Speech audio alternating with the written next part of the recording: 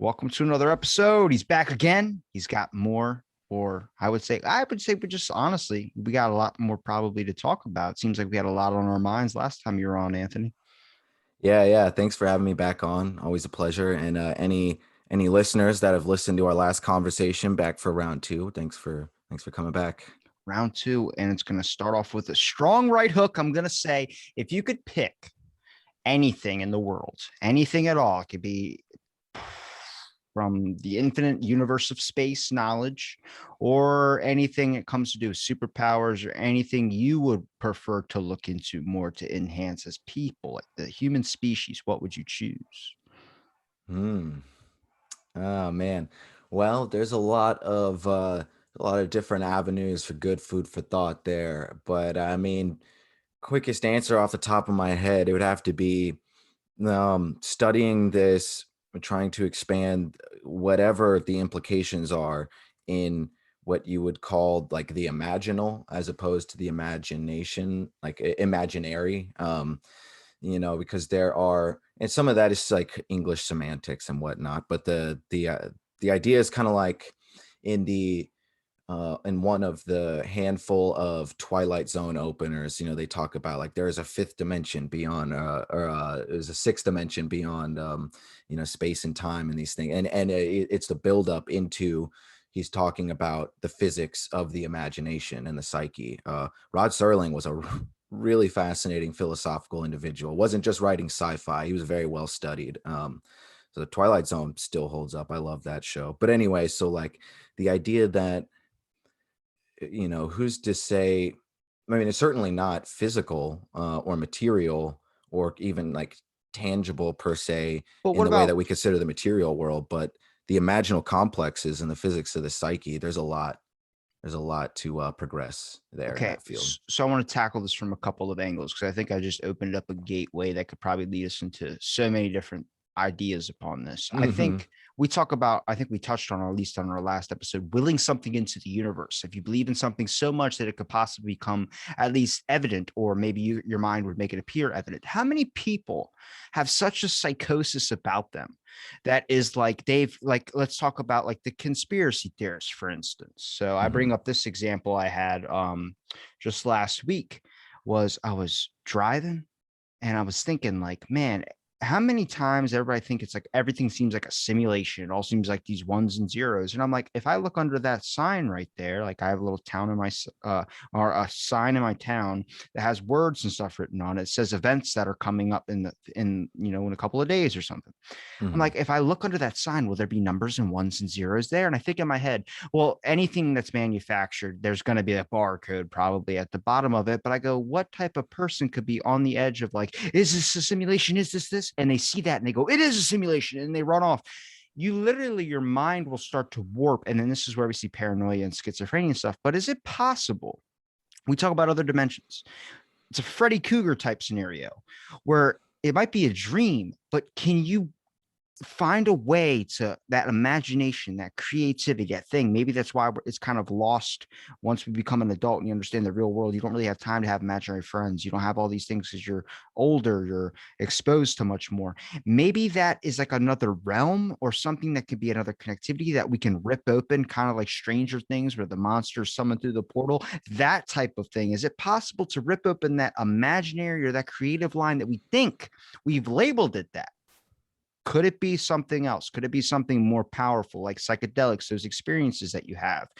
Could that be just in your imagination, or could that be a literal dimension or something, a fabric of time that we could end up going into, or maybe opening up a little bit farther to help enhance our own world with these type of ideals or these types of motions from it?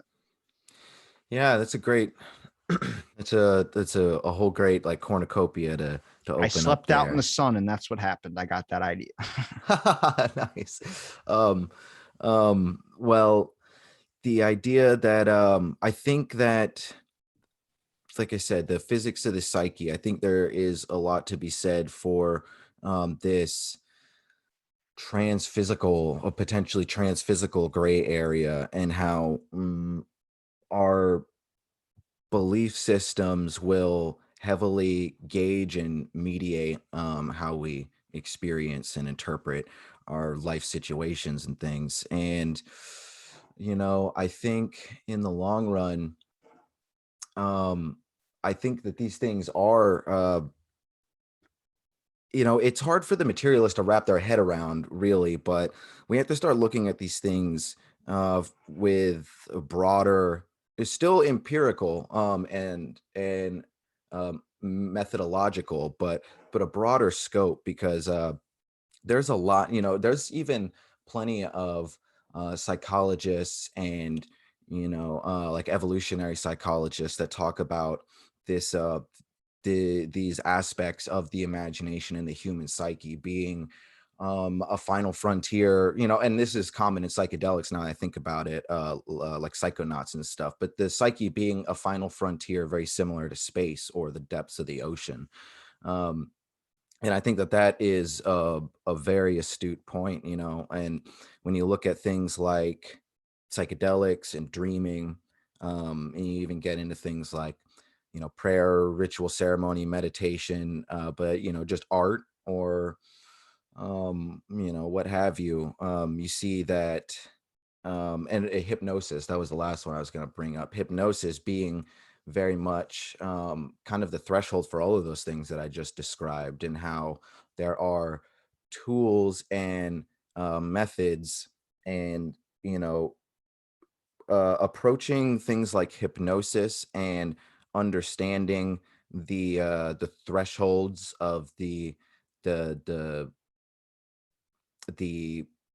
because basically our unconscious mind is like where the river meets the sea of the collective consciousness. I mean, even if you're not interested in getting super metaphysical about it, even from a scientific perspective, we can definitely see and understand that there is a collective consciousness at this point. With just the way um, that we all communicate with each other, excuse me, on these unconscious um, neurobiological motives and adaptational factors and things. So Well, we all take dreams, for process. example. Take dreams, for Right. example.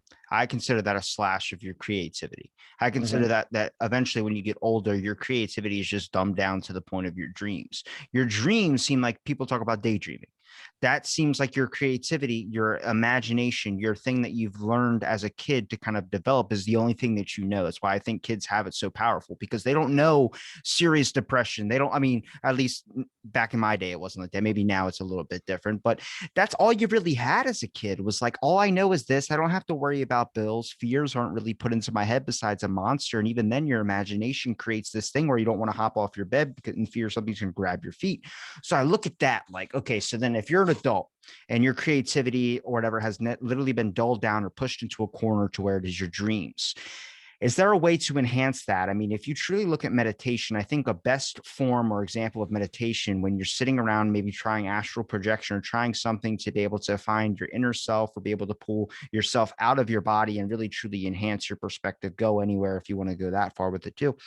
But there has to be a device in the future that could be able to hook your brain up to something like a little thing you put on like a helmet and it's able to show you, and I think not just show you that you're astray from where you're supposed to be, you're astray from where you're supposed to be going, but I think it should cause a little bit of pain. It should feel like you're being ripped apart at the seams, much like in a psychedelic trip it feels like you're being ripped apart from the seams, at least your first experience, Hmm. because it's trying to bring you back to base level, it's trying to bring you back to this knowledge factor. And Almost like a boot camp thing. yeah, and if you're like wearing this device and it's trying to, feels like you're ripping apart at the seams, you're going to try and do anything to make sure that you can get back to what feels comfortable, bring back this pain. You know, if you have a bad back or something like that, you notice your posture's off, you'll start straightening up. You'll start trying to find ways to correct this because then you don't want irreversible damage.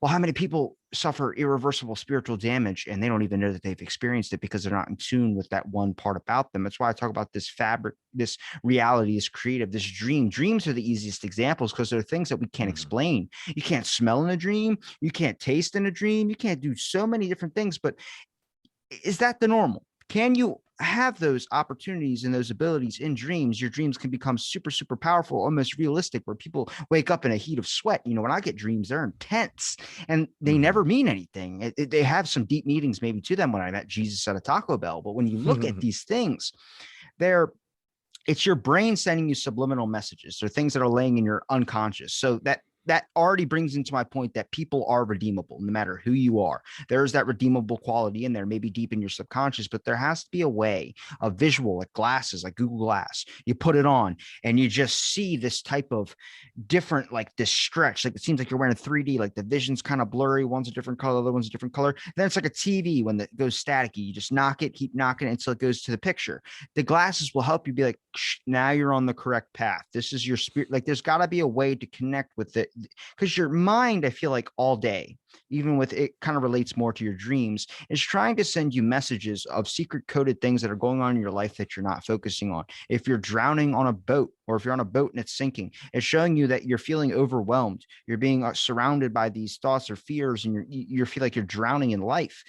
That might be a deeper interpretation of it, but it's an easy, realistic form of showing somebody that they might have been off the beaten path. You know, they're doing this. I know it's all about like getting off the beaten path, but the path of life is what I'm talking about. And sadly, Mm-hmm. life, you are beaten. You're beaten down to the end. That's when Mm-hmm. you're finally gone. You know, and I don't think it should be like that. There should be another way, a better experiment or a better utopian ideal of what I would say is not. We're never going to reach utopia.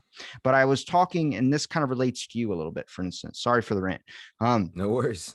So I was talking to a couple people recently that have alien experiences, and I've mentioned you in a couple because you're this, like I said, you were one that really confirmed it to me as well with all the other stories I've heard. Is like you guys have the same exact stories, but they call it the synchronicity. And it Right. goes into this deeper thing where I'm like, okay, that could be a possibility. But imagine these messages that people get into their heads in a dream of like 32, 30. Why am I getting 32? You know, when they see a dead relative in their dreams or they see some type of warning, a deja vu experience, I get all the time. Maybe that's the aliens messaging you or like shooting something down through a laser, invisible, whatever frequency to your brain, trying to help humankind reach a level that's not going to rip each other apart at the seams. Because that's all we're doing right now is just tearing each other apart like wolves fighting over a fucking 24-ounce steak. Where I'm like, are they up there to hurt us? Because why wouldn't they just done it already? Are they here to help nudge us to a better life, to try and understand us because they know so much more and we're only seeing a piece of the picture? Yeah. That I said a lot. that was a great rant there. No, I really enjoyed it. I'm thinking there's a few different pieces there to pick apart. We'll go to the helmet analogy first because that was fun. First, that reminds me a lot of some Clockwork Orange stuff, and not in a bad way either. That could definitely. Have you ever seen that movie? Yeah. He's Yeah, got yeah, his eye yeah. all like popped open. Yeah, some ideas of like, but I mean, there's something to just that general concept that you're talking about of um want me to use another analogy, like there is plenty of people that say, and I would agree with this, that oftentimes the quote unquote bad trips on psychedelics are your best trips, just because they teach you a lot about yourself, potentially far more. Let's see, this is a good way to put a psychedelic trip as an aside. It seems like the good trips will help you maybe understand a little bit more about how to connect with the world, and a bad trip is usually, you know, exceptions to every rule, but rooted in self-discovery, because self-discovery is a lot harder. And um Well, if I offered you these two choices, if I offered you a trip that was going to make you see octopuses that talk to you and you fly on Sasquatch's back through this magical journey, or if I offer you a trip that's going to literally scare you so much, but show you something that you never knew about yourself that will unlock the true you, someone that would be more empathetic, someone that would have more of a care, or someone that might get on the right track in life where they'll eventually be happy. You know, it's that long process I always talk about. I want people to understand the long game. It's not the mhm. fun one. It's not the instant payoff that's so goddamn amazing. Like when I go to my PayPal or I go to whatever and it says like, you want instant checkout or do you want the long process? We tax you on the instant one, but the long one you get more money. I'm like, oh my God, I want it right now. But I always do the long one because the long road pays off, man. Growth doesn't happen in a day. Rome wasn't built in a day. Absolutely. Yeah. And um I threw you off. the I'm sorry. no, no worries, no worries. There was some more I was gonna say on that. I'm sure it will come back to me, but also just as like an interesting addition to the conversation, there's something that you reminded me of talking about your helmet. It's a little bit different, but it's very similar. Hang on, I don't have a helmet. I'm just saying the helmet idea. Yeah, your theoretical helmet, like your thought experiment there. It's like You're making listeners it sound imagining like you with some yeah, tinfoil hat going you're on right making it now. sound like I have a helmet for every day of the week. Yeah, but it's a You good. join in the out of the blank cult. You get your your daily helmets. We offer robes and they're satin. Awesome. I love that. But so there's this thing developed by these two neuroscientists who what's their names? Dr. Michael Persinger and Todd Murphy. And they're pretty well known for being legitimate, like they're accredited scholars and neuroscientists, but they also, and so they do their due diligence and and they stay within the scientific community. And what I mean by that is I say that because they also have very like esoteric interests. And there was one study that I even mentioned in my book Dive Manual that came out in like 2000 or 99 or something, where they talk about the potential adaptational like neurobiological correlates that would be present. It's a thought experiment that would be present in reincarnation if reincarnation was a real thing. Like, let's look at the actual adaptational scale and see how reincarnation might fit into it. And yeah, if you just Google, if for anyone who wants to read that study, like Michael Persinger reincarnation study, it was peer reviewed in scientific journals and everything. Very interesting. But so they developed this thing called, this is a tongue-in-cheek title. These guys seem pretty grounded, from what I understand, having looked at their lectures and stuff like that. But they call this thing the God helmet, and it's like a neuro stimulus helmet, like electromagnetic, and you just kind of put it on. It's like a cranial cap, and it's supposed to stimulate certain aspects of your brain, specifically the temporal lobe, which is all the neurological studies that we've um gathered thus far, scientifically, are all point towards the temporal lobe being some sort of generalized source of what you would call like the spiritual experience. So they actually developed this helmet to stimulate, um or like make you more predisposed to potentially spiritual or psychedelic experiences. And these guys are actually neuroscientists who have been working for a long time and are respected. So it's as interesting. as much as I You could don't buy it yourself. as I I'm sorry, I got gems on Dragon City to buy because that's a priority in my life. Right. But I feel that. it comes to a factor of like, I went to my doctors and they're reading you off a list of the things you're deficient in and the things that you have, you're right in. I have a high level of mercury in my blood because I've eaten a can of tuna every day for 9 years. He's like, you can cut it down by just stop eating tuna. And I was just like, well, I don't, it's cheap. I'm sorry. I'm going to pick the cheapest option in my life, considering a burger's like $7, a can of tuna is $1. So I'm Right. asking I the feel side it. effects. I'm like, so what are the side effects? And he's listing off like depression. I'm like, fucking got that. Fuck off. But he's listing off a bunch of stuff. And then he starts saying like gray hairs, stress related and all this shit. And my beard is starting to go gray. I'm like, what? I'm fucking 23. I'm freaking out and everything like that. But I'm like, okay, you can't test my stress levels. You can give me a depression test for sure. And it's a 1 out of 10, but there's no system to show in your brain of showing stress levels. Like, here's your blood count. Here's this. They can give you that in a basic test. Now, going above and beyond, I bet you there's probably a machine out there that can tell you your stress levels and be able to read those, but not in the basic one. That should be something that should be in the basic test. And if they can do a Yeah. test that's so simple to show you mercury, if your testosterone's low, if your iron levels are too high, if your white blood cell count's low, instead of taking a blood test, you should be able to get a thing that might test the brain part. Check where your imagination is. That's a level that has to, with the things that you can create with your imagination, that has to be a level or something that could be a blip on a radar, such as memory. I think a lot of people talk about, I have a shitty memory.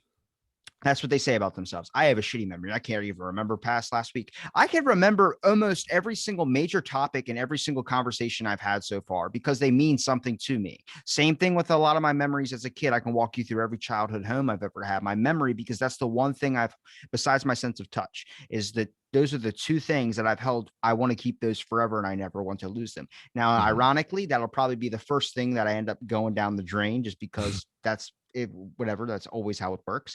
But I've tried my hardest to make sure I always remember small things. I always do this, and my brain has kept on and am able to do these amazing things when it comes to my memory.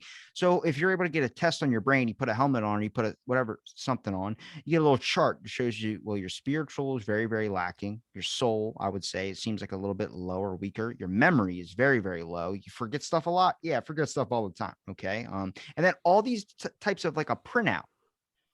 People give you a printout when you check your body fat. It tells you how Mhm. much of a piece of shit you are. But nobody wants to get the, what about the spiritual test? How do we not have those? How do we not have these tests that are in a regular medical facility that will pop up into your head and show you your imagination is a little bit low? Maybe you should try and explore a little bit more art. Maybe try looking through some things and see if you can get that thing popped back up so you get to a normal level. Because I think all these factors come into play. You start becoming mindless. And when you become mindless, you think life is just meaningless. And when you think life is meaningless, you don't care about anything. You don't care about yourself. I'm like, it's Mhm. simple. I mean, it sounds simple saying it, but it's very, very serious when you look at the grand aspect of like what we prioritize.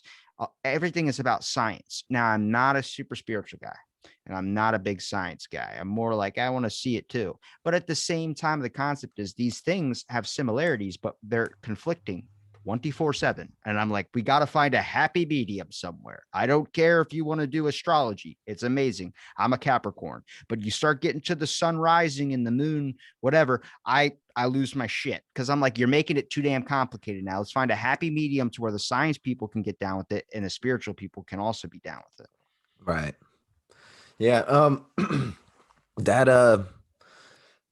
that happy medium is where it started out at, and it's a shame that it's become more and more spread out. And there's it's so bickersome these days, it seems. It's easier But to fight than get along, right? yeah, yeah, it sure is. It sure is. Um, but just yeah, the way I look at it, like I said, is spirituality at this point.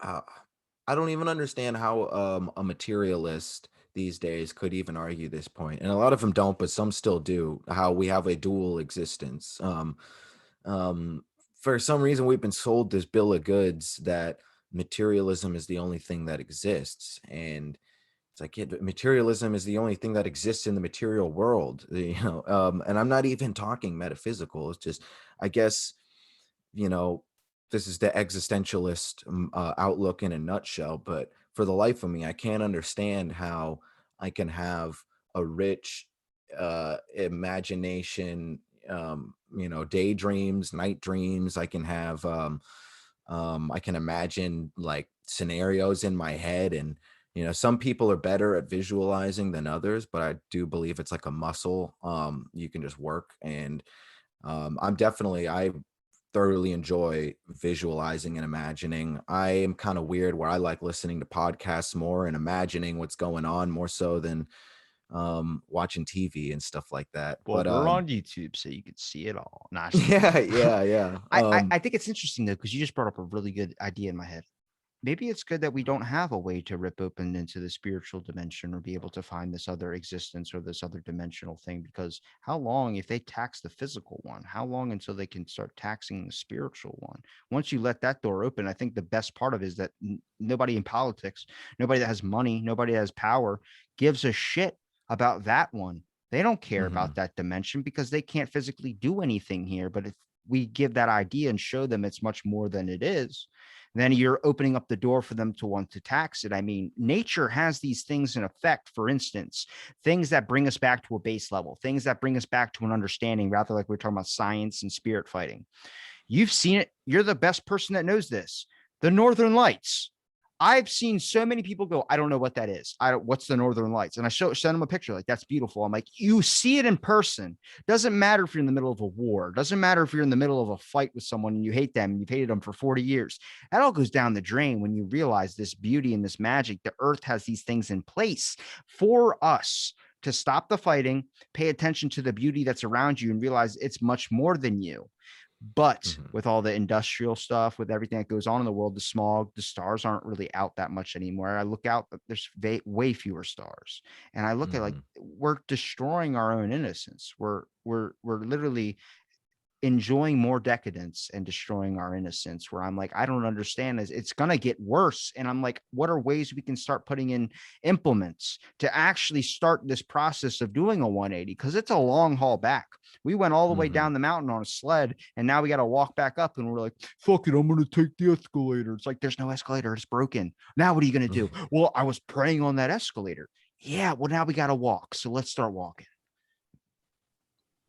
Yeah, yeah. I people don't really think of end games with civilization or society in general. But I tend to look at it as just like a lifespan, like anything else. And it seems like and although I would not, what's the way to put that? Like, I'm not saying that it's a fact or like I'm sold on it one way or the other. But at this point, my personal belief from the philosophy and stuff that I've read more so than the science, although there's some science too, like Graham Hancock and things. It seems like we are in a different iteration of um, of the human experience, and it wouldn't surprise me if we've been through more than one cycle that's similar to this that we just don't remember. It's kind of like And what you're saying is like, have you ever seen The Living Dead or Night of the Living Dead or whatever on Netflix? It's the new movie with Zack Snyder where it's like zombies in a casino, Batista's in it. no, I haven't seen that one. No. Okay, it's brand new. I mean, it came out like a month ago, but Oh, okay, they're okay. they're in this like casino. They're trying to rob the bank in this, and all the zombies are flooding the casino all over this one area. And the guy goes, don't you think this is a loop? He goes, what do you mean? He goes, look at these bodies. And the bodies are the skeletons on the ground. He goes, how many times have we done this? And you look, and they're wearing the same exact stuff that the other guys that are still alive are wearing. He goes, maybe we're just on an inevitable loop doomed to repeat our own failures. It wasn't true, but Mm, the way he said it, like for a second, like you started to be like, holy shit. Like imagine if it is like a nonstop looper type thing to the ending of this script. It's just over and over again. How many times have mankind, society, done the same exact things? And you can see that through history. What makes it different this time around? We're not changing anything. We're doing the same thing. The tools around us have changed. And I'm like, man, if this is my life and it's just a repeat over and over again, over and over again, over and over again, it's like, when do you start to break the script? Like, I like flipping the script a lot. I think that's what, and you can understand this is probably might be a sense of anger issues as well too. I'll just be driving, and like if you flip the script, something bad happens to you, like, oh well, that just happened to a viewer that's watching me driving, and I get a flat tire and I go, oh, can't stop that. They go, that guy's about to lose his shit. Cause I'm just mm. like, I'm common, like, smiley face sticker posted on my windshield. I'm driving up, can't get mad. There's a smiley face, and I'm fucking like, oh, flat tire. It's all nuts looking. But you got to flip the script. If you laugh at it, it seems to me so far, if I just change the way I'm looking at a lot of shit, like a problem that comes my way, you're really changing it differently. And I think that's a step in a very, very long flight of stairs to finding that spiritual enhancement. Yeah, yeah, absolutely. Life in many ways is a cosmic joke, and that could be very pessimistic or optimistic. It really just depends on how you want to look at it. And some of my favorite comedians are the dark ones, just kind of in the same vein that like some of the best trips, like we said, are some of the toughest ones. And it's um but just because we're talking about the imagination and all these things, just because it's non-material and should be treated a little differently as the other side of the coin to materialism, that doesn't mean that we can't see the residual effects in materialism, and that doesn't mean that we can't still use materialism to um approach these things more methodologically, because a nice example I like to give for people kind of unfamiliar, because a lot of people, you talk about being empirical with like your psyche and imagination even, and that's like it just doesn't make any sense. It doesn't compute, because people think like the imagination, that's like fairy dust. And Yeah, it's like, that's exactly what people are describe it as. Is like that's magical fantasy shit. It's like that's the point of it. There's enrichment to that. The whole point is that we label things, and sadly, those things in society get labeled. And I think there's a multitude of factors of why we label them that way. We label mhm, alien shit, and ever you hear someone say, "I got an alien experience," which ever since you were on the show, and another guy also told me about it too. I have started to ask that question if they've ever had alien experience, and people go, no, but I had something I can't explain, and then it leads into like alien shit. But we label this, and then you get seen as a conspiracy, and you are labeled now into that category of a nut job and all these things. And I'm like, is it really though, or is something labeling it that way? And that's the same thing with our government. Our government labels a lot of shit, psychedelics, all these things as terrible, bad for you. You're going to be a crackhead or whatever the hell it is. Marion Barry, the mayor of DC that smoked crack that I always mention on my show, he got elected again after they called him smoking crack because he fixed the mental health problem. He was good at his job. He just he did got drugs. reelected. Yeah, he got reelected. Wow, He said, no wow, one knows what was in that pipe. I said, you're a fucking genius. wow. Yeah, that's impressive. That guy should be a cult Because he leader. did Screw his politics. job and he literally fixed the mental health crisis. It was good in DC when he was mayor. I mean, everything was doing great. The city was thriving. And then now it's just dropped to an all-time low. And I look at it like we put labels on things without truly understanding things. I mean, if you talk about, for instance, we talk about the labels that can get put on people. What has been labeled in our mind that's considered bad? Kids are told to share, kids are told to spread their things, but we've labeled society to say that to work in this world, to live in this world, to run fine in this system, you have to own things, you have to have money, you have to have this value that is considered currency when it comes to the dollar bill or the items that you have in the car that you drive and the clothes that you wear. What is that though? To a minimalist, that's nothing. That's nothing, like you're saying, the minimalist factor of things. We have this materialism, this idea in our head that the more objects we consume, the more things that we have, the stuff we'll be able to do in life. We'll be able to go super, super far. No. That's not true at all. I know plenty of people that have a bunch of shit. They're just surrounded by a bunch of shit. That's all it is. It doesn't mean anything to them. And it's Yeah. like this weird idea that I'm going to be successful if I am depressed for 40 years working at a job, but I have enough money to be able to afford a nice home and hopefully one day retire at the age of 72. And I'm like, but what? Like, I get it.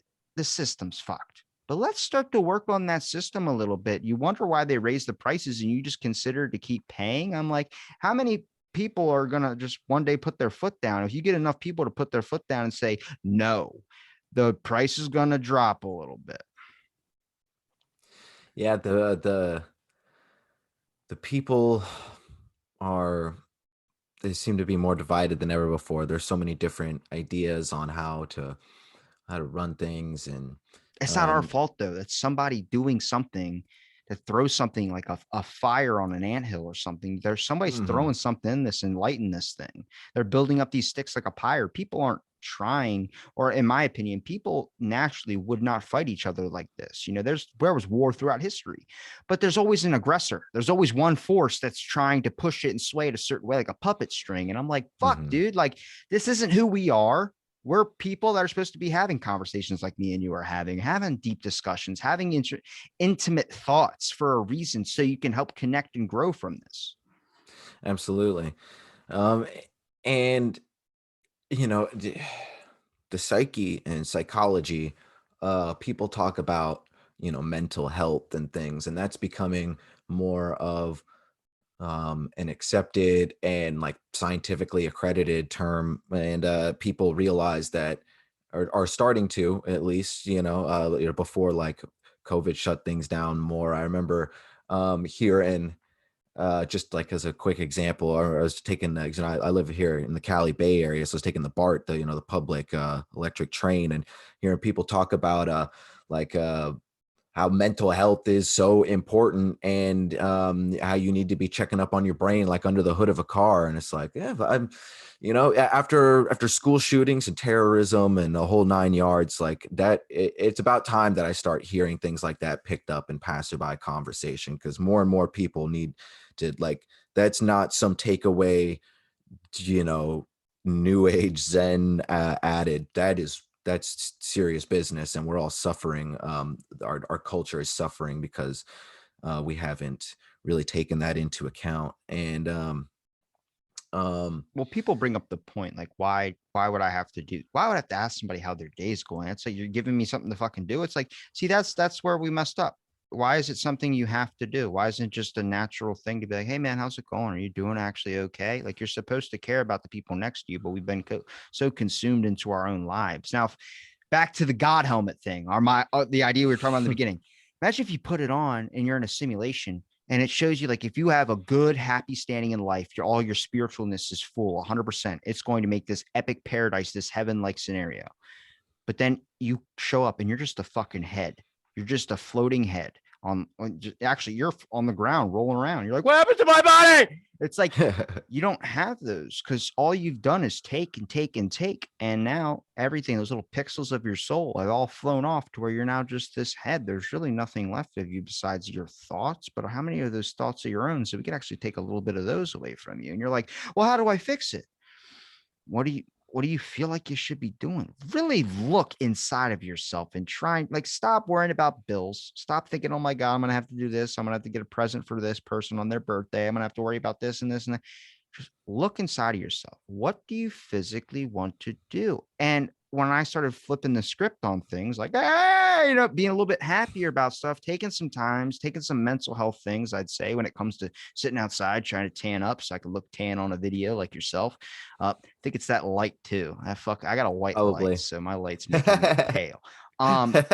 But something pop up to me when things start changing. I'm getting really interested in the clothing stuff. I've been making t-shirts and making all these things. And I'm like, fuck, if I turn it into a clothing brand, like, what about that? And that's what I wanted to do when I was a kid, was make clothes, make t-shirts, things that I wanted to wear that weren't out there being made. And I was like, next thing you know, people are buying the shirts. And I'm like, I fucking enjoy that more. You wonder that the path, whatever you feel like you're on, sometimes it's that path leads you to the other path, the one that you're destined for, the one that you're made for. Do I say that's going to be what I'm going to do? Probably not, but I feel like I'm on the right track. And I feel like that feeling of being on the right track is what everyone should feel like Yeah. 24/7, but we never feel like that. We always feel like we're missing out on something. It's that FOMO, that fear of missing out. Yeah.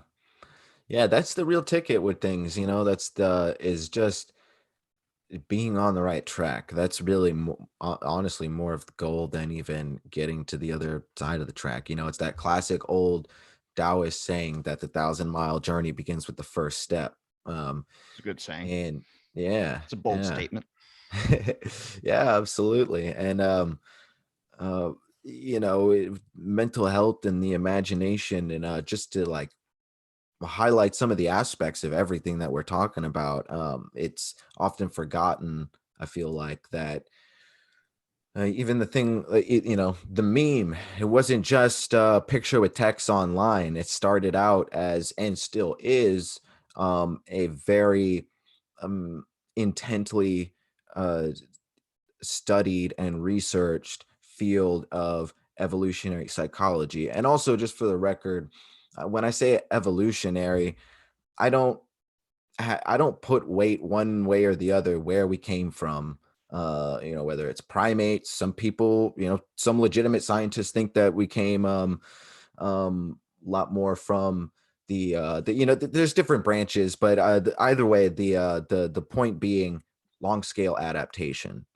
You know, you can't, unless you're like a creationist that thought we were created like 4 or 5 thousand years ago. Absolutely, not a single person can argue that um, the entire material world as we know it is built on the adaptation principle. Things roll with a certain amount of physical and, like,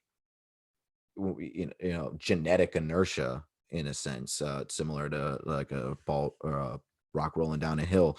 And so um mimetics, it's this it's literally the description in the long run is the mind virus, and how symbols and the way we relate our imaginal complexes to each other is through this conveyance of symbols and things. And the archetype, the Jungian category of symbol is more so this ingrained um, adaptational pressure that we personified, like the mother and father. Regardless of how your personal family unit has ended up, generally speaking, when you look at the human species, we're around because of the mother and father unit, and so that is deeply, deeply ingrained in not just our genetics, but actually in our imagination. And so that's an archetype. That's how our imagination reflects some of our pressures. And then the meme is how bless, excuse me. The meme is how we convey and communicate those between each other. Um, so there are knowing the difference between the two is kind of splitting hairs, but if you really want to get down to the the empiricism, some of the empiricism of the imagination, and like the quote unquote physics of the psyche, archetypes and memes very important. And the other thing I wanted to say about the meme, as an expression of an archetype between two or more people, um, and it being a virus. A virus can be good or bad. Obviously, everyone's thinking about coronavirus anytime anyone brings up the V word, but the Not what I viruses are think of when also I hear the V word. the what's that? So that's not what I think of when I hear the V word. Me neither. Me neither. um, I picture a fish. uh, Um, uh, uh, it but you bring up a good point that I kind of want to hit on the meme thing. mhm. Do you think that people should understand that memes might be a new form of like philosophical stuff? I mean, the fact that how Yes. much people memes is kind of like news. Like I looked at the news, like Fox News, all these types of things used to be news outlets. It's kind of in the name. But then comedy shows like the Colbert Report, where people were turning to get their news that way because they added funniness to it. But those were still biased forms of news. Memes do the news as well too, but memes also strike up like real key points. And I think people look at it like this is a funny joke because it's real. Bo Burnham's special on Netflix, I really highly recommend it to anybody out there. It's called Inside. He made it during the whole pandemic. So he had like, it was just him and himself, and everything that he talks about, from a white girl's Instagram, every single photo that's on there. And then he says, welcome to the internet. And it's just everybody's search history. It's like if Google was a guy that bid on our bit on BuzzFeed. It's so good. But these are people that are technically speaking in a way that really resonates with a lot of people. And I think it doesn't just relate to the fact like people that survive a cult or something, they're very malleable to being susceptible to other cults or other types of buy-ins or things of that sort. I think people are like that too. Memes are like a form and a gateway to kind of sway our thoughts and opinions a little bit as well too, sometimes for the good and sometimes for the bad. I think we just don't realize how much of an impact these things have. I've heard many people say something to me in a podcast episode and I just go, is that from that fucking meme? And they're like, yeah. I'm like, you're getting your information off a meme. And it's like, you realize that's the new form of currency when it comes to thoughts and being able to understand new information sources is now memes. And that's going to evolve into something else. I mean, we've translated communication through emojis and now it's hitting this new platform. It's like, man, what's the next source? What's a way to try and, I feel like there's a way we can kind of revert back a little bit to where we be like, hey, we went a little too fucking far.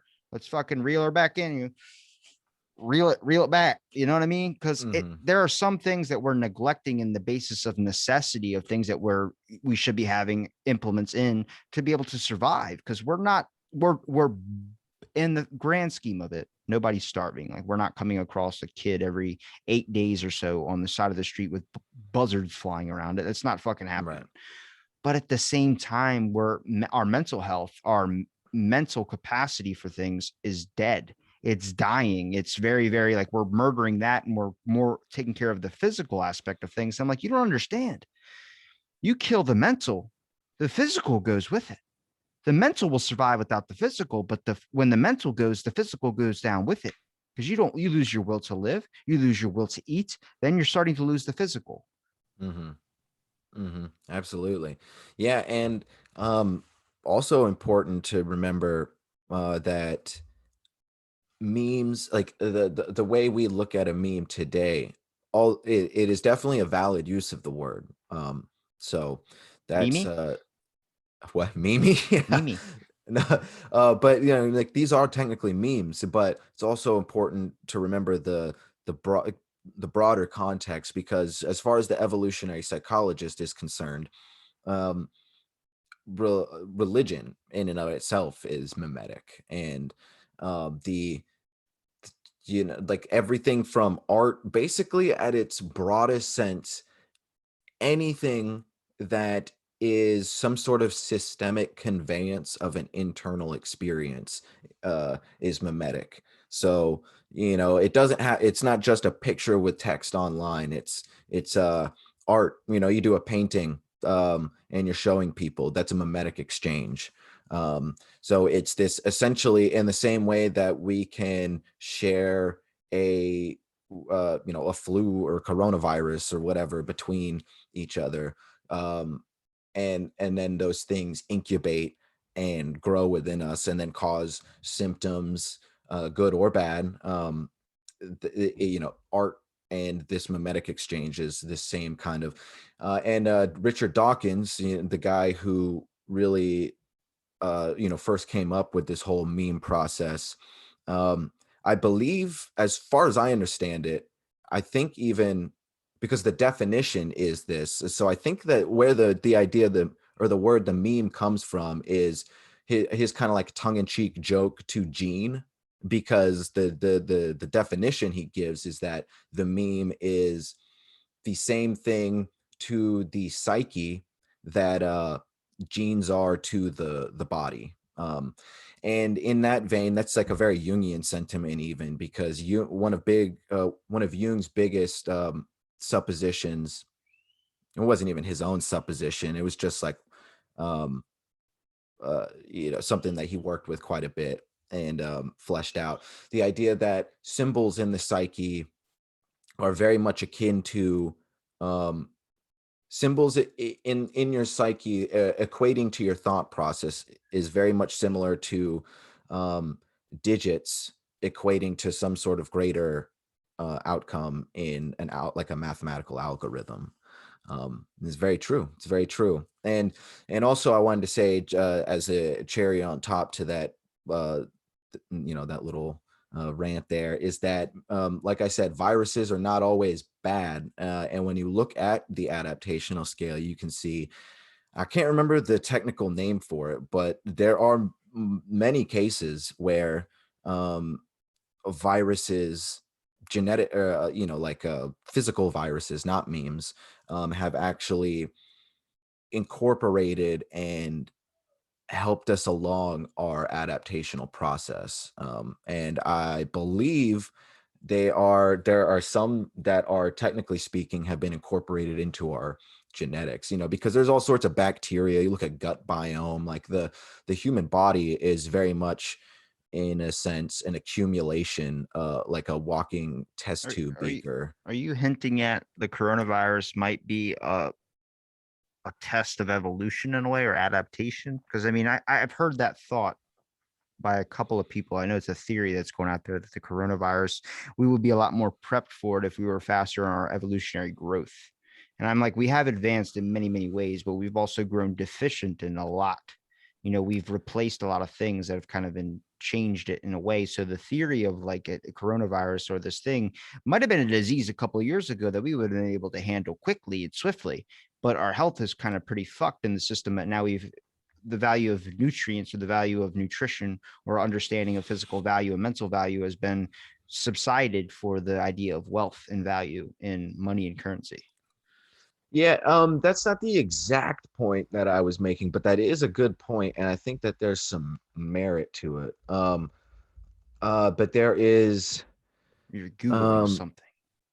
yeah, I can't remember what the name of it is. Um, okay, yeah, it's a retrovirus, where is no, so I'm not a virologist or a geneticist, but I understand this concept well enough to say that or um, immunologist. right, right. That these things can be good or bad. And what a retrovirus specifically means is that it actually can modify the our very genetic expression, and that in some cases that um, would probably kill a person pretty quick. But in other cases, that actually, when you look at the like millions of years that have brought us here, have actually contributed to some of our genetic expressions. Yeah. So viruses, because in the same vein, so if we're looking at religion as a whole, this could get into uh I'll just bring these up as like food for thought for now, because these are whole different topics. But the mind virus, quote unquote, the meme, can very much get into very legitimate and thought provoking ideas of like archetypal demonology, and it can also get into ideas like that are very scientifically valid, but are obviously controversial to a theologian. Something like the idea of God itself even being a virus, and but obviously better than most. Potentially very pro-adaptive, but that's also depends on how you slice that pie. God, and we start to look into the difference between ada- pro-adaptive and maladaptive, and how different people use different symbols, and It's that kind of goes like on. the more of the host ideal. Like we're a host Mhm. in a way. I think we Yes. know plenty of parasites and plenty of things that have like a good and a bad thing to them. Like some parasites that live inside of a host that are just there to kill it or there to take all its nutrients till it eventually dies and moves on to the next one. But there are some parasites that are involved inside of you that are actually beneficial. They don't want you to die because you're keeping them alive. So why would they kill the home Right. that they live in? So it's kind It's an of that excellent point. idea is what you're saying. Mhm, Okay, mhm. that makes a lot of sense. Does. I mean, And I think it's 100% possible that there are things on this earth that we have considered this a natural or genetical thing, a benefit that probably weren't intended to be there, but somehow they've helped surplus us into the next evolution. Or a capacity, you want to talk about creativity is like a parasite. When it gets in your head, you can't get that fucking idea out until you fucking write it down. And even then, it still fucking lingers.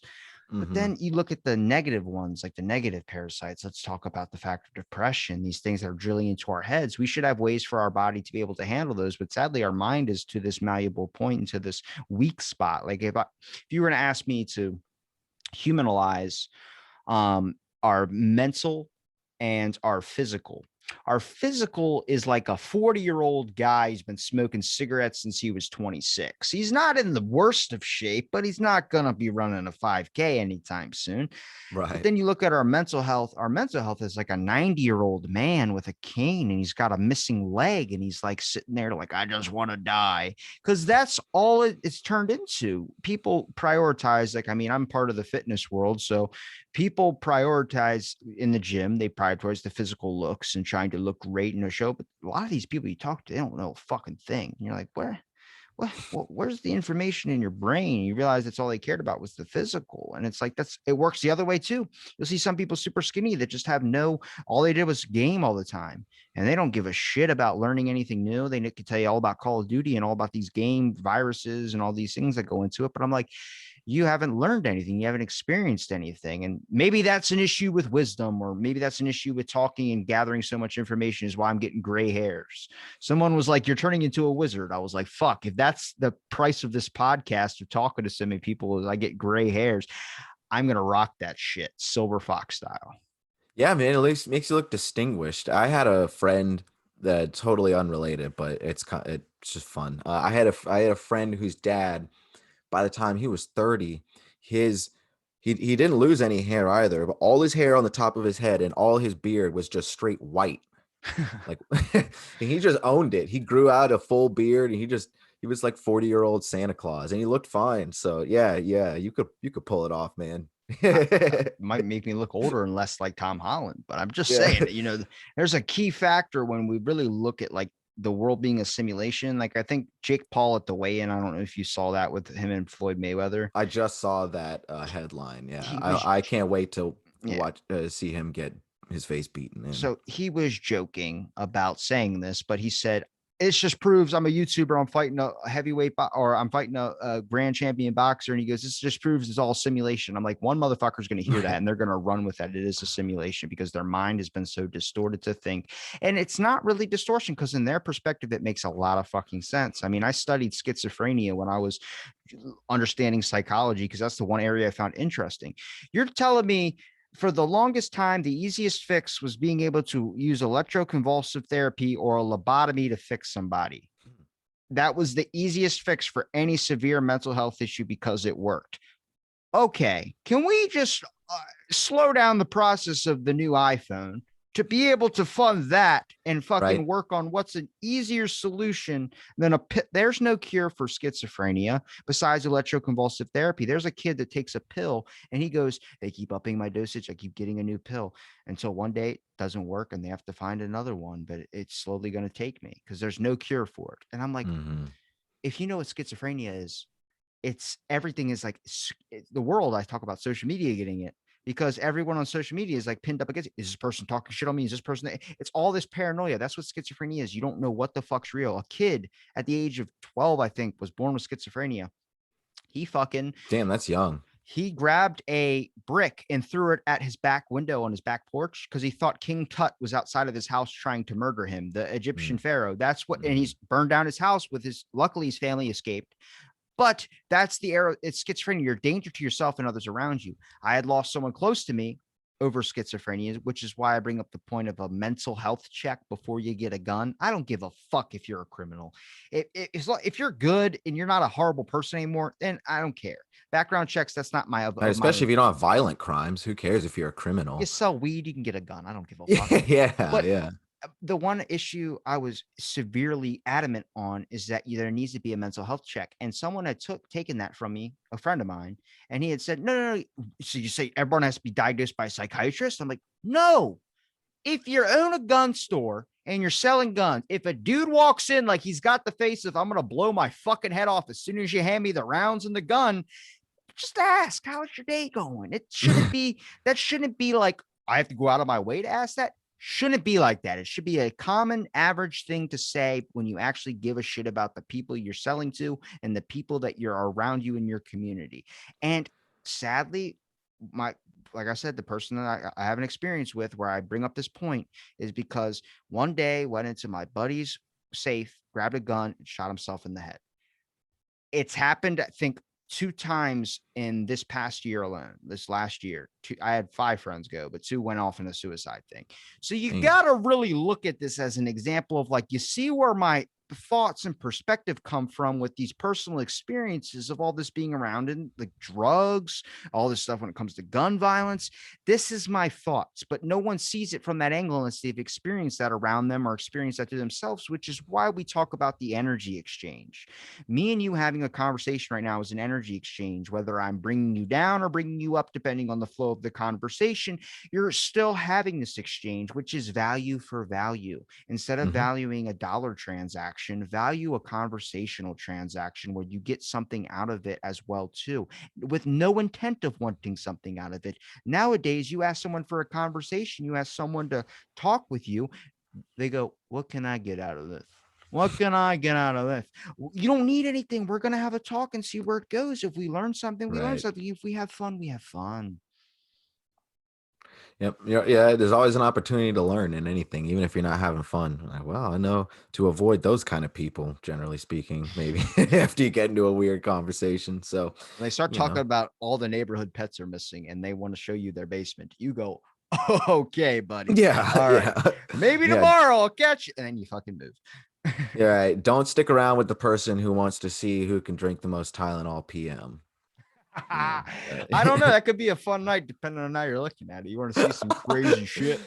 yeah, well, yeah. As long as you stay up and it's not old man Herbert, because I totally, I'm not trying to lift that. That's definitely a Family Guy reference for anyone who didn't catch it. Um, I do want to ask about your experience. Did you ever see the Northern Lights? yeah, I saw him a couple times as a kid. Now, were they Um, as beautiful as I have? Like, I have pictures on my phone of them. As like people have them as fucking wallpapers. Are they actually like pretty stunning when you see them? oh yeah, big time. But it depends on where you are. Like obviously, light pollution, like from cities and stuff, will play a factor. So, and I spent time in more rural areas here and there, but those are mostly extended visits or seeing family a little bit. I was always in or out, like right outside of Anchorage, so less rural for sure. But yeah, I got to see him a bit. And I always loved that movie as a kid, Frequency with man, what is his name? No, Dennis and Jim Caviezel and Dennis Quaid. It's that movie where they're communicating with each other. For anyone that hasn't seen it, it's a fun movie. They start communicating with each other through a ham radio through like 2 or 3 decades apart. And because of the Northern Lights and like some I was gonna electromagnetic say Quaid when you transference. were saying the name, but then I was like, I also said in an episode, I was talking about the guy who owns Twitter, and I was like, yeah, Bezos, and I started going off on this thing. Then I Googled his name because I was like, I don't honestly know who is Bezos, the owner of Twitter, and the guest I had was like, yeah, he is. And I Google, it's the guy who owns Amazon. I'm like, fuck. I look, Yeah. I don't Close aim to enough. I don't aim to be 100% accurate. I just Right, aim right. to get you in the direction to where hopefully you Google it yourself. That's all I'm Exactly. fucking saying. Yeah. Now, you Yeah. want to talk about the CCP? I'll go all day about those guys. I've been studying heavily where if I get shot, just know it was the CCP, What is the CCP again? Chinese government. Oh, okay, okay. The giant Yeah. manipulations in our education system and the fact they have concentration camps and they sent a 13-ton ship off the coast of San Francisco of human hair and we sent it back and they called us racist. Oh, you don't know Yeah. about that. I can see your face. You're like, fuck, what? When did that happen? That was April 20th. Oh, no kidding. I No can actually kidding. send you a really good podcast on it. I've said it multiple times. Might as well say it here. Josh Rogan, he follows me on Twitter. Shout out to me. He was on Joe Rogan podcast 1640. I recommend anybody to that episode. Skip 30 minutes in. He says a lot about the Chinese government and this whole like he was the one saying it was from a lab, and then now we're looking at it as it did come from a lab. And I'm like, no fucking shit. It talks like a duck, quacks like a duck. It's probably a duck. I know Mhm. it's not racism thing. I want a truth to come out. I want to get over this thing so I can go back to fucking ignoring everybody. No, I'm just kidding. Mhm. It's an interesting episode because I think I like to have my hands in a bunch of different cookie jars when it comes to the fact I like to gather as much information as possible, which is like I understand that people want to research into one specific topic, but man, I don't feel like I've hit my limit or my reach yet. Until all my hair is white, I'm good. I got time. I got plenty of effort. Amen, man. Amen. Um, and you know, I think for fun, since we've talked so much about this imagination and how it's got a lot more Kick merit to it. and credit, yeah, and like survival value than a lot of people think. It's I'll say this just for fun. I my work, it stems from I'm trying to find where like the trail of breadcrumbs starts. I don't have all the answers, and I certainly don't expect to get them, nor do I want them because it seems fruitless. I'm in it for the love of the game, man. Uh, but so I'm looking for empirical correlates to these kinds of more unexplainable questions and phenomena and things. But um, so I'm trying to keep it as grounded as possible. But the one thing that never seems to be demystified in it all, even a little bit, is um, this idea. So, and before I go ahead, let me say this opens it up. This opens up or sets the stage for my opinion on all this. Carl Sagan. This isn't like a factual topics. It's conversation. So these are your thoughts and perspectives and stuff too. Yeah, man. Yeah, Okay. but it gets so dicey. There's so many snake oil salesmen and people selling out a half-baked bill of goods. Especially when you're talking about ufology and these kinds of things. It's important more now than ever to be Damn, as articulate everybody's as on that. possible. I've had like 6 guests in a row talk about the alien thing. And I'm like, I had a very, very, very, he's a school teacher, credible, smart, intelligent guy, very factual, very, I need to see it. He came on the show and was all like Alex Jones, alien type shit, because he's been so involved in it now to where he's started a podcast on, he's interviewed famous people of this thing. Mhm. So anything you say, I'm going to listen to 100%, where I'm not just going to be like, oh, this is imagination. I'm going to hear you. Right on, right on. Well, uh, I remember what I was gonna say. Oh yeah, okay. And I want to preface with this Carl Sagan quote is um and I think in all honesty, I probably heard it from Joe Rogan years and years ago. But looked it up and I got since to and throw it out the everything. window. No, I'm just kidding. Yeah. um no, Joe Rogan's cool for what he is. He's He's a ridiculous genuinely sometimes. honest, good person. Yeah, yeah, he is very genuine. And I think he's a good person. But the Carl Sagan quote is like about UFOs. He was like, "Look, I don't know, and I don't have to know, and I don't care about knowing." And he's like, it just is what it is. It's possible, and that's okay with me. It's okay with it just being possible because the evidence isn't out yet, and for me to make an assumption would be presumptuous and foolish. And that was not verbatim at all, but that is definitely the gist of the quote. And so this is how I feel about um, this it, this subject in general because it gets into ufology. But where I'm going more is like, what if there we have a kaleidoscope of this psyche and people, because when you look into people like Jacques Vallée, you see that you see the archetypal correlates between things like the fae and just metaphysics and folklore and this trickster element to ufology. And also just some very basic points about how the flying saucer didn't start popping up until after we started talking about it in our science fiction and in our movies and in our pulp fiction. Most of our And UFO encounters popped up after the Manhattan Project when we started launching nukes. Yeah, yeah. And the you can see when you look at modern ufology's history, you can see the trends in how we perceive them. Not necessarily, this is the point I'm getting at. It's not a trend in us seeing them, period. It's a trend in our perceptions of them. They are modified, they are mimetically modified by our art. The experiences follow the art. Look at the history to any listener, you'll find it there. And it's a huge, huge, huge, huge, huge, huge plot hole in the material UFO phenomena. And it's one of there are several reasons why the UFO is non-material and we're being sold a false bill of goods. I don't have all the answers, but I'll die on that hill. The UFO is non-material and the government doesn't have any tech. Do you have anybody you speak to about these things? What do you mean? Do I have like counsel that I speak with personally? No, like, do you have anybody that, yeah, I think of a cult when you say council, a bunch of hooded men in a circle. No, I think like anybody on Twitter that I could possibly get on to talk to too, because I've had, Oh like I yeah. said, I've had a good couple of runs with some UFO, like a lot of UFO talk, but you need a lot. You need a lot to get at least a bunch of experiences to where people go, that's 7 people, that's 8 people.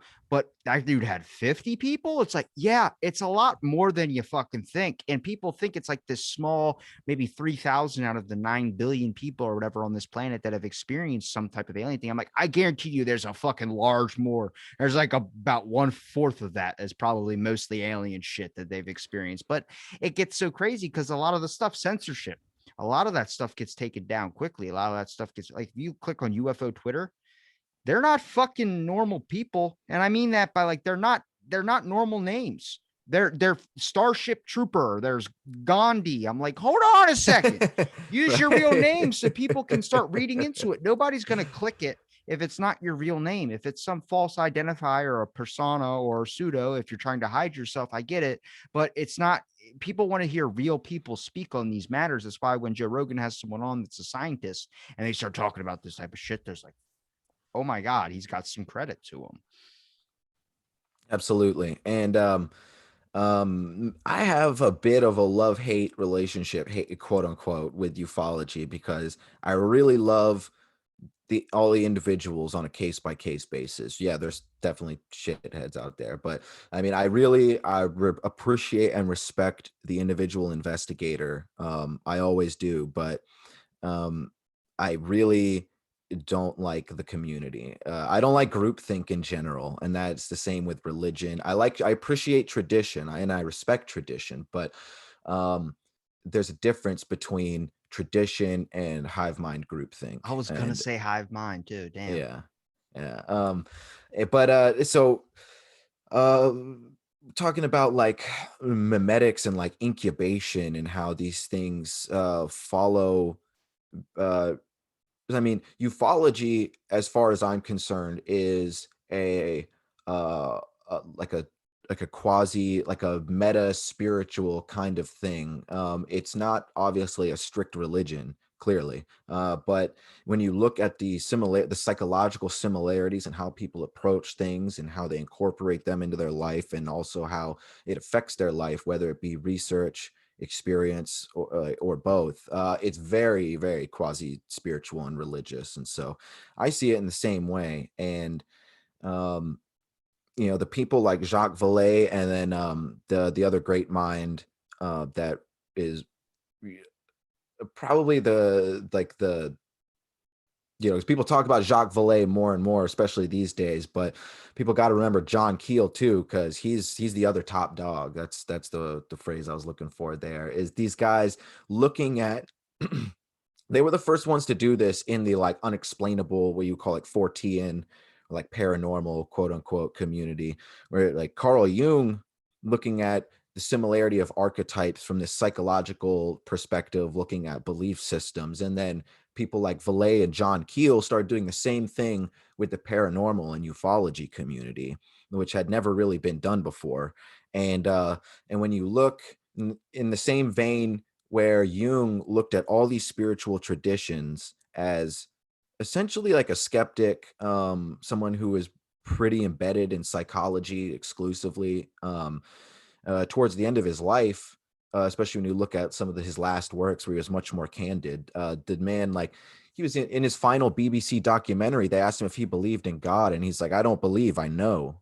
And if you know Jung's work, you understand more what he means by that. It's not like man in the sky. It's this, um, Overall sense of being. right, yeah. And so, but you come to see that when you look at all the cross examination, you find these permeating examples and like a consistent recurring motifs. You start to see a deeper underlying like meta truth, so to speak. And Valet and Keel did this with the paranormal and ufology, where um, Valet did it specifically with ufology and found that there is this underlying seeming meta truth to it. Um, and especially when you look at folklore and these things. John Keel is the guy who was famous for writing the Mothman prophecies and other works and popularizing Men in Black as like a field of study as we know it today. Among other things.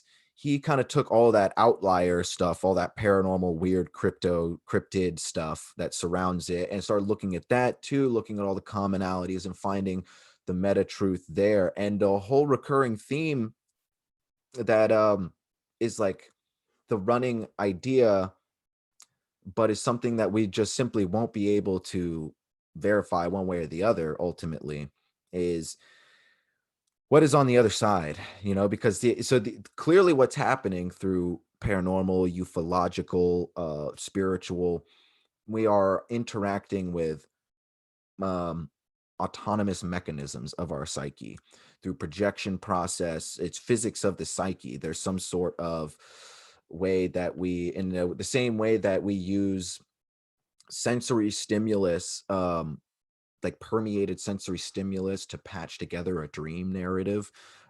We are doing this. We're having this sort of waking trance state experience with a lot of these things. And through the expression of our memes or our archetypes and the conveyance of our memes and who knows what else, our biology, electromagnetic situations around us, environmentally. Perhaps we slip into states of consciousness similar to a psychedelic experience, and we begin to experience things that make the questions of physicality and tangibility are irrelevant. It's just a non-factor. It doesn't matter at that point. The same way that it doesn't matter if things are like, you can't judge a dream by tangibility. It just doesn't work like that. There's different gauges. There's different metrics for with which to gauge it. And the big what if, the $1 million question, is especially interesting because you don't see people like it's not just David Icke or like really outlandish conspiracy theory blogs. You see um and the ones that I don't take seriously, for that matter, but people like even like Jacques Vallée and Keel are talking about how either these things are, this is where the trail of breadcrumbs ends, and this is some sort of interplay between like our psyche and trying to understand the world around us, or it's that plus something else. What if, here's the big what if we are, through our mimetic expressions, what if the meme is creating this incubation process for something to actually come and like a shark sniffing blood in the water, um, to use a devious metaphor. Like if there is a metaphysical realm out there of things that are not just purely some sort of autonomous aspects of our psyche, then what they're doing is they're piggybacking off of our imaginal processes and using that to um, will themselves into existence more. And again, that's not just my idea. But that is my best guess in the long run. I don't think that that's necessarily the case. It could just end there with the mechanisms of the psyche. But if there's anything else happening, it uh, it's not something other than those mechanisms of the psyche. If anyone's still following me at this point, it's something that is in addition to those mechanisms, something that is playing off of those mechanisms, and maybe even eliciting those mechanisms and responses in our psyche. And because Valet and Keel both use the analogy, the completion of the circuit. It seems like our mental process is completing some sort of psychical, meaning psyche, not meaning like fortune telling, some sort of psychical circuit that is bringing something else closer or deeper into our existence. And it's Do you mean possible, man. do you It's mean not disproven yet. do you mean cyclical? No, I mean, I Okay. suppose that could work too, but like psychical, meaning the because see, psyche, or psychic rather, for anyone who doesn't know, I mean, obviously that's more so used for like fortune telling and etc. these days, but it was originally like specifically a psychological term, and it was meant, psychic was just meant to be like of your thoughts. It was like your thoughts are psychic. Like You'd doesn't have mean to you're go reading back the to future or anything. some of my paranormal episodes. I've said I'm an empath, and I think at 800 something episodes, I probably proved I'm a bit of an empath, at least able to sense where conversation should be going or where a Yeah, I feel it. conversation is. But yeah, that sense of, there used to be truth wizards that would be able to tell if you could tell the truth or if you were honestly, they were appointed as judges and cops back in the day. There were people that could sort through the bullshit and be able to find the truth, riddled in trying to find the authentic, if this person actually means what they're saying, or be able to decide things. Those were elected to be these positions of power, the truth wizards. But man, I think a better point or thought, I should say, do you think that this is a last ditch effort of our psyches, of our minds, are subliminally trying to show us so much more when it comes to paranormal, when it comes to these things? Because it's like, hey, there's nothing left here. Like, this is our last shot where I'm going to put this in your head and see if you actually still want it. You still want to accept the gift. You still want to keep it. Or should we just ditch it and make room for some other shit? Like, your brain can only, they say, holds a vast amount of information, but can only hold so much. Some people talk about, like, I know every single bird, but I couldn't tell you 2 + 2 because math just can't fit in my brain. That seems like what the psyche is like. Hey, man, we're tossing stuff out into our recycle bin. The memory's full. Do you want these feelings, these emotions, these thoughts, these creative expressions, or should we just toss that down the drain? Because it seems like you're not ever using it. The file's from your birth date, but you haven't touched it since you were 10. Like, you're 50. Do you fucking want it or not? So I'm going to influence you with all of this. And if you look at it like, why is this all happening to me right now? And you don't explore it, your brain just goes, I guess you don't want it, and throws it out. And then you're never able to reclaim what that was. Yeah, I think that's a great way to put it. You know, in the same way that dreams will convey to us um aspects of our like emotional life that because of circumstance we might not understand yet, or we might not have been able to like explore. I think through the same principle but to different ends, um these metaphysical, even paranormal experiences are the same kind of thing where there are uh, deep aspects of our personal existence that are never being met fully, at least, you know, depending on the person. We all have these sort of, like deficiencies, for lack of a better term. And it's a way of the psyche for like alarm bells, either in a good or bad way. Just sleep paralysis is a great example of the science behind all this, because sleep paralysis is a pretty well understood scientific phenomena at this point, but it still constantly bleeds into paranormal and unexplainable cases. It's very interesting. And similar to dreams, sleep paralysis is kind of one of the biggest, most glaring thresholds that science offers us into some of these stranger, more metaphysical ideas.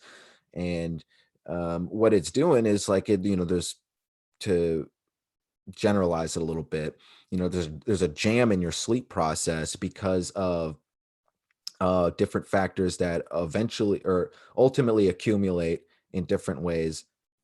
Let me rephrase that to make it a little easier. In different ways, it's essentially an accumulation of stress, whether that be mental, physical, like trauma, or like from specific memories, or Yeah. chronic, like just agoraphobia or something. But something Afraid happens, of and your body's spiders. getting yeah. So your body's getting jammed up and causing this stress response, and because it's specifically related to your sleep and this like imaginal projection process, you start projecting like a body map elsewhere in the room, and it just kind of becomes autonomous. And so I think that that is the explanation.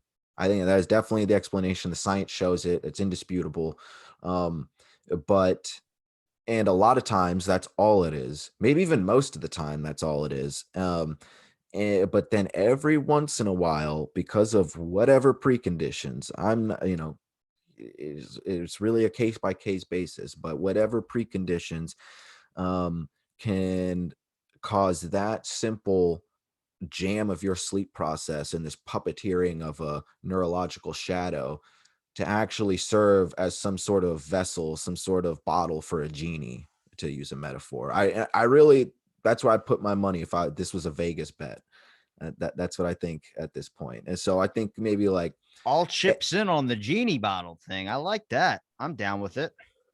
I don't got a lot to offer on the table, but I can put my chips in with yours if you want to split our cash in a pile. I think it's interesting, man. I like this conversation because I got to pick your brain a little bit too on the top. Because I mean, we there's a lot to talk about. I'm sure I'm gonna have you on again. Um, yeah, anytime, man. it's a lot.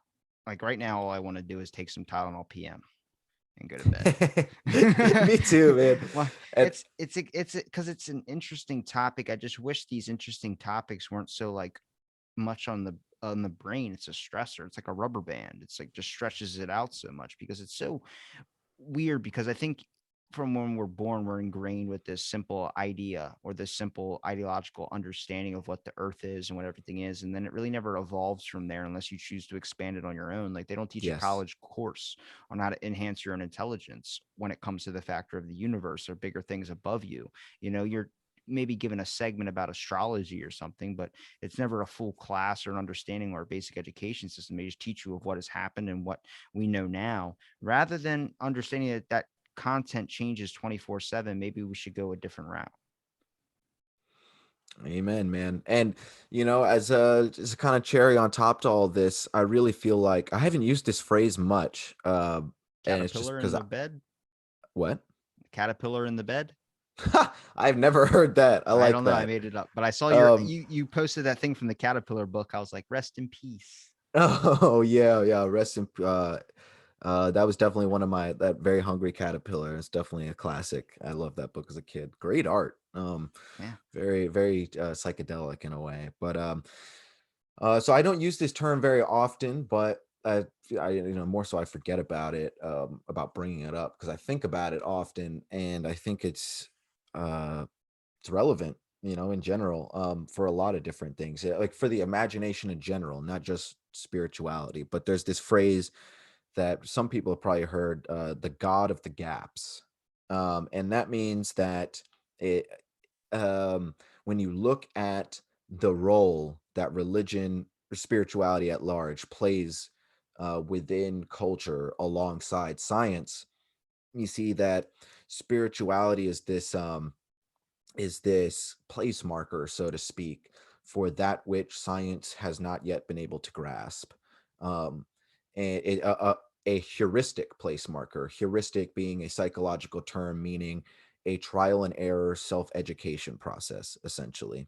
So, religion, spirituality, it's imperfect. And the real heads out there will tell you that it's always been imperfect and it's not a scientific method. That's why they're different. They're different methodologies, but they're not mutually exclusive, but they don't compete. Rather, they don't have to.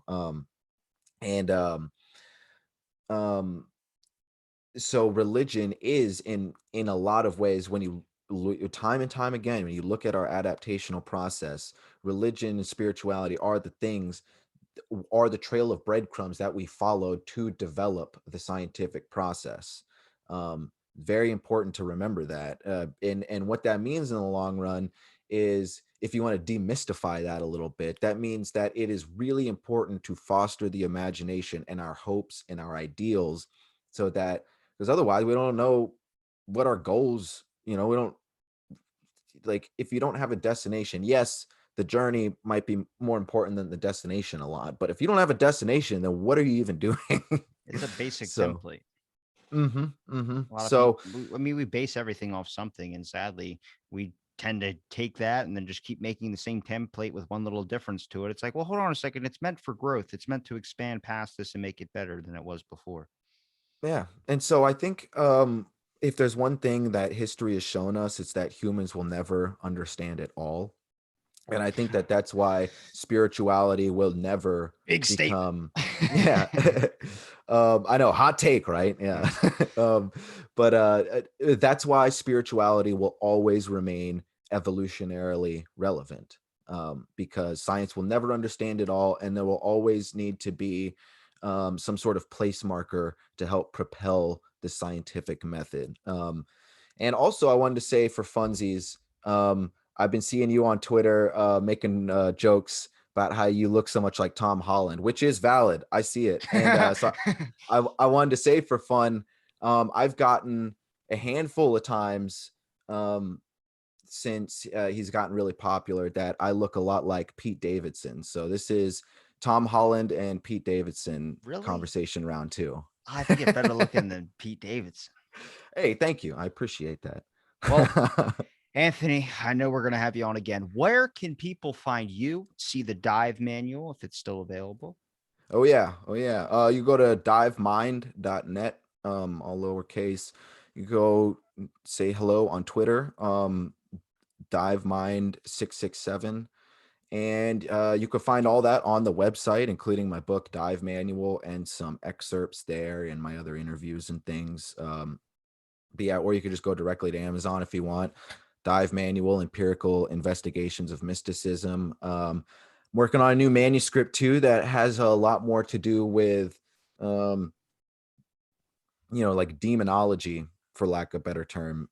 It's going to be pretty multifaceted, but it's definitely going to be a companion to Dive Manual. And the only thing I'll really say that I feel comfortable with saying at this point is that it'll be out sooner rather than later. I don't know for sure. Maybe I think, within a year or so. I'm trying to get it out quick, and I have all the ideas I need. I just need to go through the process I met of this kid doing some named of it. Robbie. He's possessed by the devil because his mind starts ranting. No, just kidding.